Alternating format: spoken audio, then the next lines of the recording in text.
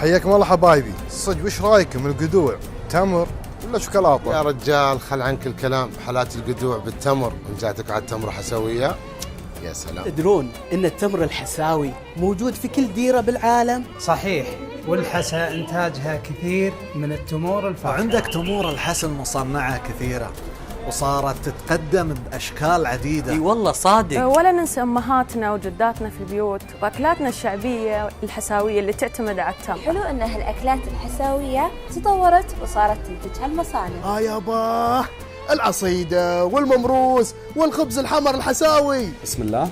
عاد إذا جيتوا مهرجان ويا تمر أحلى بتلقون كافة أنواع التمور المصنعة والتحويلية. ولا شو تقول يا أبو علي؟ لذيذ. أبو علي شو تقول؟ حياكم الله في مهرجان ويا التمر أحلى، لا تخلون، لازم نشوفكم هناك، الحسا تستاهل.